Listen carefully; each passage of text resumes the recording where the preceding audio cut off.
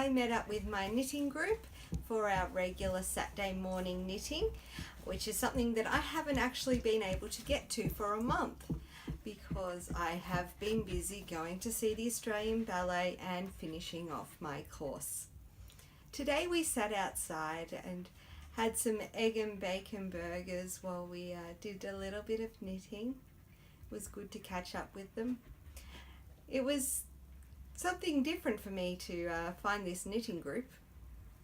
I originally was looking for somebody to help me with spinning.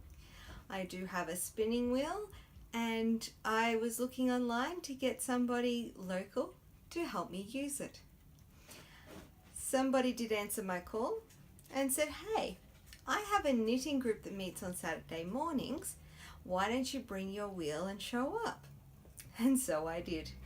I walked into a cafe carrying a spinning wheel, which is no easy task, looking for a bunch of women who I did not know knitting.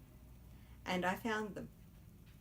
I had a wonderful time. I was taught some skills with spinning and I was invited to return to continue with the knitting group. This was back before I had learnt how to knit. So I used to turn up with all my crochet projects and I used to bring project after project because I did churn through quite a number of them. And after finishing up a bunch of Christmas presents one year, I turned around and said, no, I want to learn how to knit. Previously, my mother has tried to teach me. I think she started when I was about 8 years old and I may have knit about an inch on a scarf in some apricot acrylic yarn, if I remember correctly. But I struggled and just went back to crochet at that point. This time around, I took to it really quickly.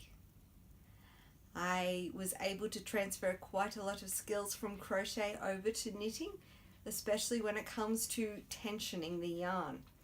This helped me greatly and also helped me read my knitting, which is one of the biggest things that new knitters do need to learn. Reading what you have knit so you can understand how to fix any mistakes. I love knitting and I am very, very thankful for that one lady who offered to help me spin. Because through that, I ended up with wonderful teachers teaching me how to knit and wonderful friends. After knitting today, Jeff and I, with both the dogs, Fenton and Luffy, went out to my yoga studio for its Christmas party. We were having a bring your own plate share lunch and there was quite a lot of fruit. There was some chicken wings and some pastries, a little bit of chocolate and a lot of dips and cheeses. It was a bit decadent and it was very nice. And there is a dog that goes to yoga, the owner's dog. And Aston is a very good dog.